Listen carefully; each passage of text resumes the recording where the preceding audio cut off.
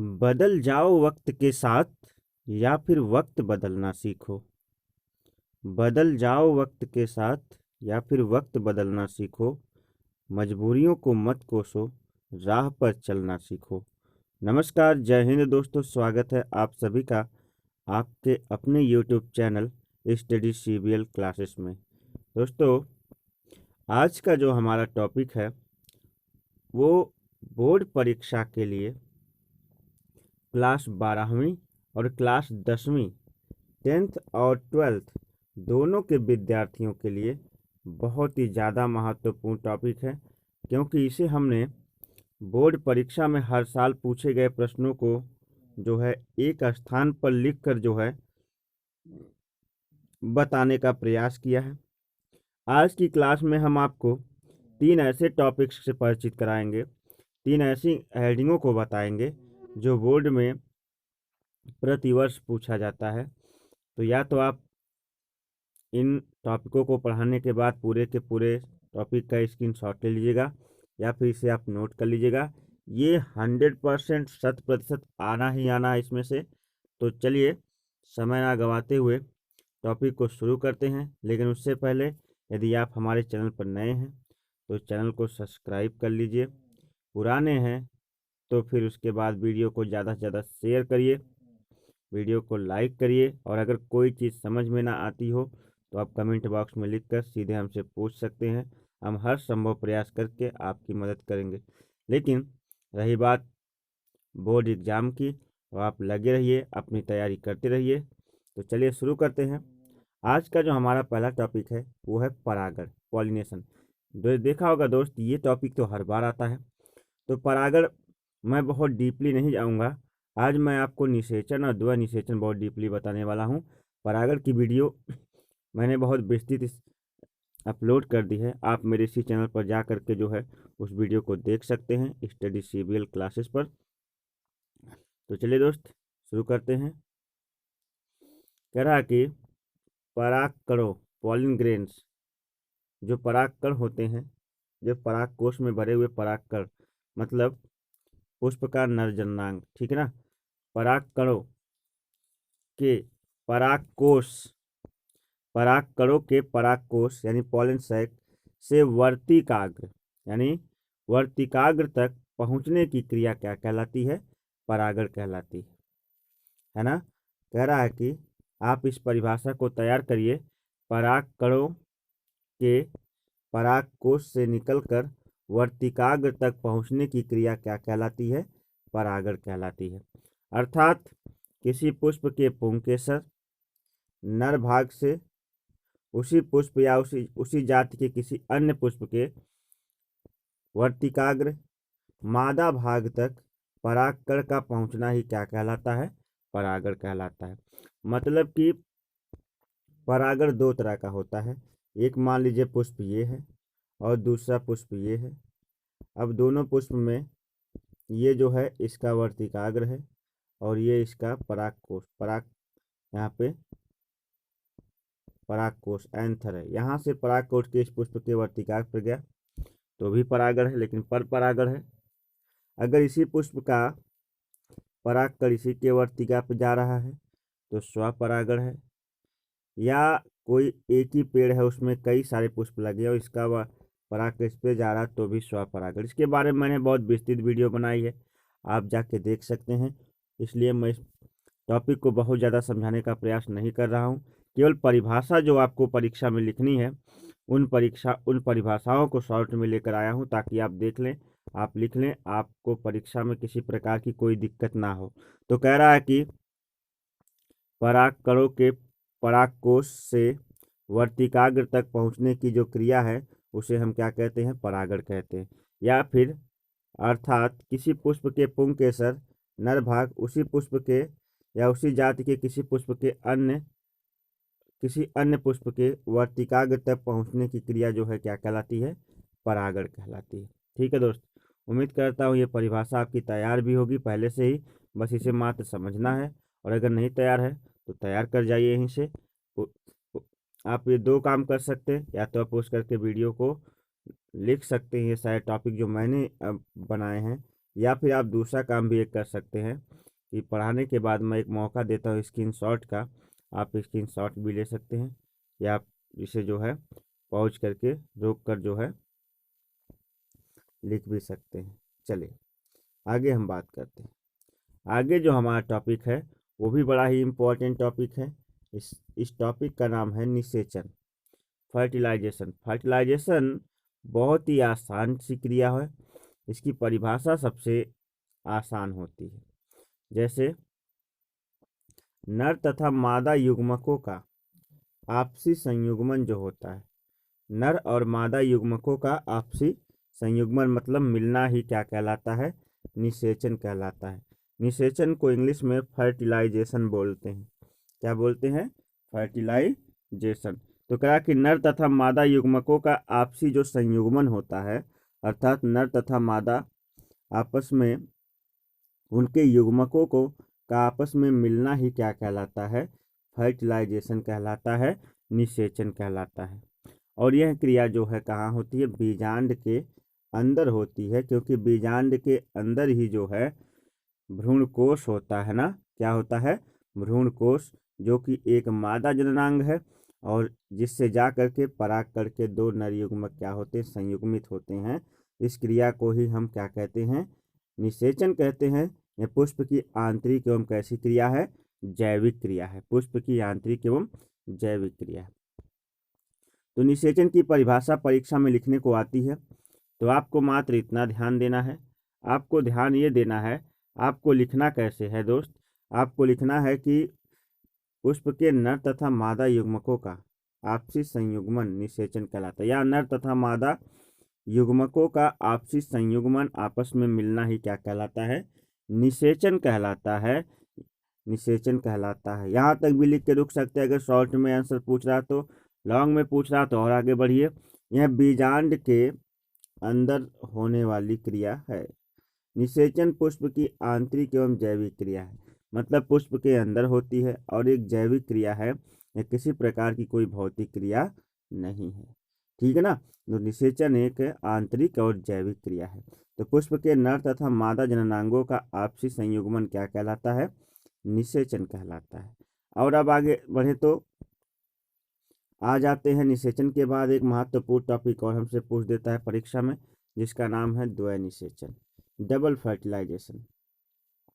द्वय निषेचन, double fertilisation. निषेचन यहाँ पर है और डबल फर्टिलाइजेशन यहाँ पर है। इन दोनों टॉपिकों में दोस्त आपको बताएं, काफ़ी सारे बच्चे कंफ्यूज रहते हैं, परिभाषाएं नहीं जानते कि निषेचन तो जानते हैं मान लीजिए, लेकिन द्वय निषेचन में काफ़ी बार हम कंफ्यूज हो जाते हैं। तो आपकी कंफ्यूजन आज बहुत ही अच्छी तरह से दूर होने वाली है। बस आप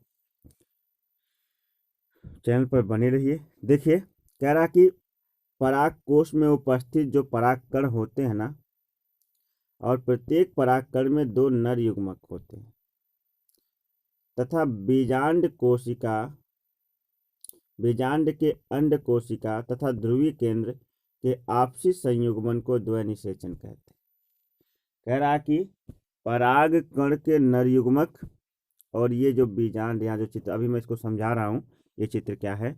बीजांड के अंदर उपस्थित अंड कोशिका और ध्रुवीय केंद्र दोनों का आपसी संयुग्मन ही क्या कहलाता है? द्वय निषेचन कहलाता है। इसे जो है हम डबल फर्टिलाइजेशन, जिसे हम द्वय निषेचन या इसे हम त्रिसंलयन प्रक्रिया भी कहते हैं। त्रिसंलयन प्रक्रिया भी कहते हैं। त्रिसंलयन प्रक्रिया भी हम इसे कहते हैं। द्वय निषेचन के पश्चात प्रतिमुख कोशिका एवं सहायक कोशिका क्या हो जाती हैं? नष्ट हो जाती है। तो पहले आपको यदि परीक्षा में द्वय निषेचन की परिभाषा लिखने को कहता है तो आप लिखिएगा पराग कोश में उपस्थित पराग कण के दो नर युग्मक का बीजांड के या भ्रूणकोश के अंदर उपस्थित अंड कोशिका तथा ध्रुवीय केंद्रक का आपसी संयुग्मन ही द्वय निषेचन कहलाता है ना। इस प्रक्रिया को हम त्रिसंलयन तथा द्वय निषेचन प्रक्रिया भी कहते हैं। ठीक है, यहाँ तक तो आपकी परिभाषा हो जाएगी।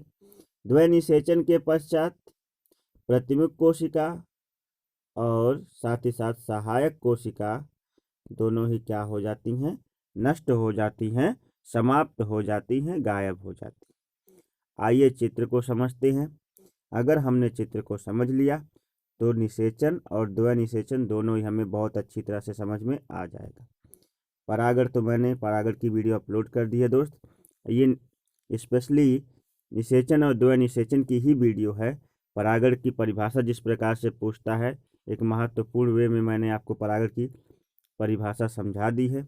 तो चलिए 1 सेकेंड दोस्त, चलिए आगे बढ़ते हैं। कह रहा है कि क्या ध्यान दीजिएगा इस चित्र पर। इस चित्र का नाम है द्वयनिषेचन की प्रक्रिया के लिए बीजांड के अनुप्रस्थ काट का अध्ययन। ये देखिए, ये जो चित्र है ये एक बीजांड का चित्र मैंने बनाया है। इसमें कौन सी चीज़ कहाँ कहाँ पर मैं आपको समझा देता हूँ। बीजांड का सबसे ऊपरी भाग निभाग कहलाता है। निभाग, बीजांड का सबसे ऊपरी भाग निभाग कहलाता है। जहाँ से बीजांड में पराग नलिका प्रवेश करती है उसे बीजांड द्वार कहते हैं। और इस भाग को बीजांड वृंत बोलते हैं, जो मैंने लिखा नहीं है, बीजांड वृंत बोलते हैं। ठीक है ना, बीजांड वृंत बोलते हैं। आ जाते हैं अब बीजांड के अंदर। जब हम बीजांड के अंदर जाते हैं, ध्यान दीजिए, मैं थोड़ा जूम करके आपको दिखा रहा हूँ। बीजांड के अंदर ये जो गोल सी संरचना है ना, ये इस गोल सी संरचना को हम बोलते हैं भ्रूण कोश। क्या बोलते हैं? भ्रूण कोश। इस संरचना को हम बोलते हैं भ्रूण कोश। और भ्रूण कोश में देखिए दोस्त, ध्यान से देखने पर पता चलता है कि भ्रूण कोश में कुल 8 कोशिकाएं हैं। देखिए 3 कोशिकाएं यहाँ पर हैं, 3 कोशिकाएं नीचे हैं और 2 कोशिकाएं बीच में हैं। ठीक है, तो भ्रूण कोश के अंदर कुल कितनी कोशिकाएं होती हैं? 8 कोशिकाएं। 3 ऊपर हैं, 3 बीच में, 2 बीच में हैं और 3 कोशिकाएं नीचे। 3 ऊपर, 2 बीच में और 3 नीचे, 6 2 8 कोशिकाएं। अब अगर देखा जाए इन 8 कोशिकाओं को, तो मेरी बात ध्यान से सुनिएगा। इन 8 कोशिकाओं में ये जो ऊपर की 3 कोशिका है ना, इन्हें हम बोलते हैं प्रतिमुखी कोशिका। प्रतिमुखी कोशिका या प्रतिमुख कोशिका। ये जो बीच में कोशिका 2 ठो है ना, इसे हम बोलते हैं ध्रुवीय केंद्रक। क्या बोलते हैं? ध्रुवीय केंद्रक। और जो यहाँ पे जो 3 कोशिकाएं है ना, 1 2 कोशिकाएं ऐसे हैं और एक कोशिका ऐसे बीच में है ना, यहाँ पे इसमें ये कोशिका और ये कोशिका, मतलब दोनों साइड साइड की जो कोशिकाएं हैं, इन्हें बोलते हैं सहायक कोशिका। क्या बोलते हैं? ये वाली और ये वाली कोशिका और ये वाली कोशिका, ये दोनों कोशिकाएं जो हैं सहायक कोशिका है। जबकि देखा जाए तो ये जो कोशिका है ये वाली, ये एक अंड कोशिका है। बीच वाली कोशिका अंड कोशिका होती है और साइड साइड वाली सहायक कोशिका होती है। ये प्रतिमुखी कोशिका है और ये क्या है? ये ध्रुवीय केंद्रक। ठीक है, तो एक बार मैं इन कोशिकाओं को बाहर थोड़ा बनाता हूँ ताकि आप समझ जाएं। मानिए हमारा एक भ्रूण कोश का स्ट्रक्चर है इस तरह से। ध्यान से देखते चलिए। इसमें मैंने अभी आपको समझाया, इसमें आपके पास कुल 8 ठो कोशिकाएं हैं, 8 सेल हैं।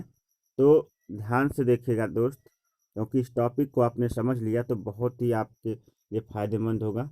एक कोशिका यहाँ, दूसरा यहाँ, तीसरा यहाँ, इसमें भी एक यहाँ, दूसरा यहाँ और तीसरा यहाँ, और 2 कोशिकाएं कहाँ? बीच में। मैंने इस तरह से बना, इस तरह बना सकते हैं। ध्यान दीजिए, इसमें जो है इन तीनों कोशिकाओं को बोलते हैं प्रतिमुखी कोशिका। प्रतिमुखी। इन यहाँ जो 3 कोशिकाएं हैं, 1 2 3, 1 2 3, यहाँ ऊपर भी 3 है, नीचे भी 3। इनमें ये जो साइड साइड की 2 कोशिकाएं हैं, इन्हें बोलते हैं सहायक कोशिका। और जो बीच की कोशिका है, इसे हम बोलते हैं अंड कोशिका। क्या बोलते हैं? अंड कोशिका। और जो बीच में कोशिका यहाँ पर दो ठो, इसे हम बोलते हैं ध्रुवीय केंद्रक। क्या बोलते हैं? ध्रुवीय केंद्रक। तो बात समझ में आ गई होगी। ऊपर की 3 कोशिकाओं को प्रतिमुखी कोशिका कहते हैं, नीचे की 3 कोशिकाओं को, जिनमें 2 सहायक कोशिका और एक बीच वाली अंड कोशिका होती है, और जो बीच में 2 कोशिकाएं रखी हैं उन्हें हम कहते हैं ध्रुवीय केंद्रक। आइए अब चित्र में चलते हैं। देखिए चित्र में ये जो यहाँ पे देखिए, ये जो ऊपर कोशिका है ना, यहाँ पर ये वाली, तो प्रतिमुखी कोशिका 3 हो गई। यहाँ पे 3 कोशिकाएं हैं, 3 कोशिकाएं हैं, एक ऊपर गई है और 2 साइड साइड में है। तो साइड साइड वाली कोशिका को हमने सहायक कोशिका समझाया और बीच वाली कोशिका को अंड कोशिका। ठीक है। और आगे जो यहाँ पे कोशिका है मध्य में, इसमें 2 कोशिकाएं हैं जिन्हें हम ध्रुवीय क्या कहते हैं? केंद्रक कहते हैं। बाकी बातें तो और भी है इसमें, बीजांड में और भी भाग हैं। जैसे हम आपको समझाएं, बीजांड में ये वाला जो भाग है, ये और बचा कुचा ये जो भाग है, इस भाग को बीजांड काय बोलते हैं, बीजांड काय। ठीक है। चलिए, हमने इस छोटे से चित्र के माध्यम से किस प्रकार से पराग नलिका परागकण को लेकर के जो है बीजांड में प्रवेश करती है, इसी का प्रदर्शन हम आपको दिखाने वाले हैं। तो चलिए, डबल फर्टिलाइजेशन क्या होता है, अब मैं आपको पूरी प्रक्रिया समझा रहा हूँ। ये दोस्त एक परागकण है। क्या है? परागकण। और आप हमेशा याद रखिएगा, एक परागकण में 2 नर युग्मक होते। कितने? 2। एक परागकण में 2 नर युग्मक होते हैं, एक ये एक ये। जब परागकण परागण की प्रक्रिया के उपरांत वर्तिकाग्र पर पड़ता है, तो वर्तिकाग्र पर उसका हो जाता है अंकुरण। क्या हो जाता है? अंकुरण। और जब परागकण अंकुरित होता ना, इस चित्र के माध्यम से ऐसे करके चित्र उसका बनता है, ये चला जाता है अंडाशय की तरफ, और यहाँ पे परागकण अंकुरित होता है और अंकुरित होकर के अंदर चला जाता है अंडाशय के अंदर। देखो, परागकण जब अंकुरित होता है तो अंकुरित होकर के आता है सीधा, और ये देखिए नली के माध्यम से बीजांड के अंदर क्या कर जाता है? प्रवेश कर जाता है। तो परागकण के अंदर अभी मैंने समझाया कितने नर युग्मक होते हैं? 2 नर युग्मक होते हैं। कितने? 2। परागकण के अंदर जो है 2 नर युग्मक हैं, 2। और 2 नर युग्मक, एक परागकण जब अंकुरित होकर के बीजांड के अंदर प्रवेश करने का प्रयास करता है तो उसके साथ कितने नर युग्मक आते हैं? 2 ठो। ध्यान से देखिए इस चित्र में, यहाँ पे मैंने 2 बिंदी दी है, ये यहाँ पर देख रहे ना, 2 बिंदी। ये 2 बिंदी कुछ और नहीं है बल्कि वही 2 नर युग्मक हैं जिन्हें बीजांड के अंदर, या आप कह सकते भ्रूण कोश के अंदर प्रवेश करना है। तो ये जिस मार्ग से प्रवेश कर रहे हैं उस मार्ग का नाम है बीजांड द्वार। पराग नलिका जो है बीजांड द्वार के अंदर प्रवेश करती है 2 नर युग्मकों को लेकर के। दोनों नर युग्मक जो है परागकण के नर युग्मक है। अब जो 2 नर युग्मक यहाँ पे आ रहे हैं, मतलब ये वाले नर युग्मक जो यहाँ पे मैंने बनाया, छोटी छोटी बिंदी जो दिया है, दोनों नर युग्मक जब भ्रूण कोश के अंदर प्रवेश करते हैं तो एक नर युग्मक जाके मिल जाता है अंड कोशिका से। किससे? अंड कोशिका से। सहायक कोशिका से नहीं, बल्कि किससे? अंड कोशिका से। और दूसरा नर युग्मक जाके मिल जाता है ध्रुवीय केंद्रक से।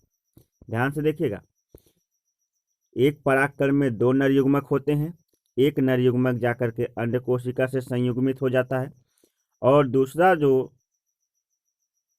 नर युग्मक होता है वो ध्रुवीय केंद्रक से जाके संयुग्मित हो जाता है।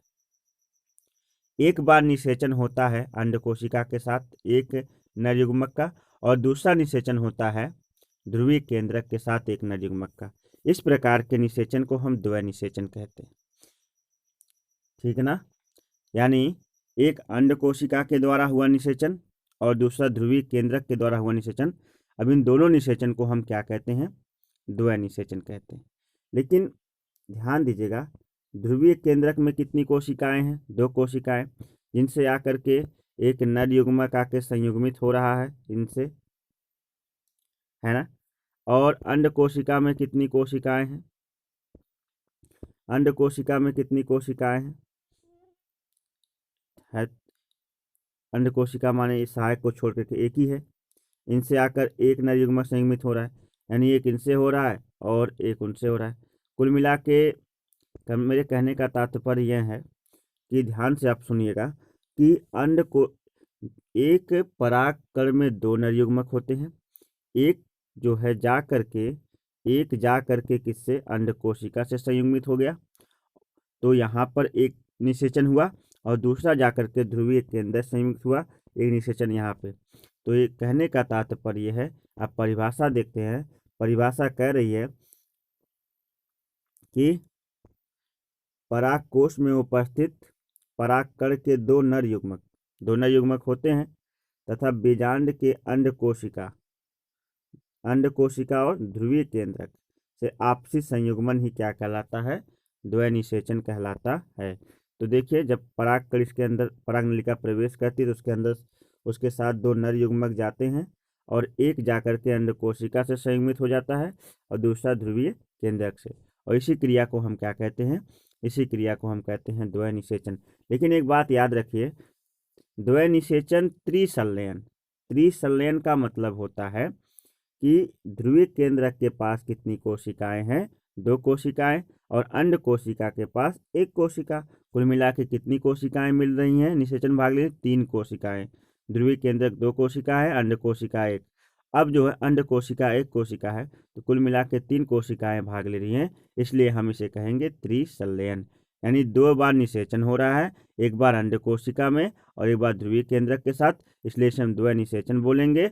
और 3 कोशिकाओं के द्वारा हो रहा है, इसलिए हम इसे त्रिसंलयन भी बोलेंगे। ठीक है दोस्त, तो उम्मीद करता हूँ कि ये जो द्वैनिषेचन हुआ आज वो आपको समझ में आया होगा। हाँ, एक बात और है, आफ्टर डबल फर्टिलाइजेशन, मतलब द्वैनिषेचन के बाद जो है ये जो प्रतिमुखी कोशिकाएं हैं और ये जो साइड में सहायक कोशिकाएं हैं, ये नष्ट हो जाती हैं। जब भ्रूण का विकास होता है तब ये क्या हो जाती हैं? नष्ट हो जाती। और आपको बहुत ही महत्वपूर्ण बात बता दूं कि द्वैनिषेचन की जो प्रक्रिया होती है, द्वैनिषेचन की जो क्या होती है? प्रक्रिया होती है, वह किनमें होती है? वह केवल और केवल पुष्पीय पादपों में होती है। द्वैनिषेचन की प्रक्रिया केवल किनमें होती है? पुष्पीय पादपों में होती है। तो आज का जो टॉपिक रहा परागण और निषेचन और द्वैनिषेचन, उम्मीद करता हूँ ये सारे टॉपिक आपको बहुत अच्छी तरह से समझ में आए होंगे, और आप इनका स्क्रीनशॉट ले लीजिए ताकि आपकी पढ़ाई में बहुत आसानी मिल सके दोस्त। तो चलिए, आप स्क्रीनशॉट ले लीजिए, या फिर आप इस वीडियो को पुश करके जो है लिख सकते हैं। उम्मीद करता हूँ आपने स्क्रीनशॉट ले लिया होगा। तो मिलते हैं आपसे इसी तरह की एक नई वीडियो के साथ। तब तक के लिए नमस्कार, बाय बाय, जय Hind, thank you for watching video.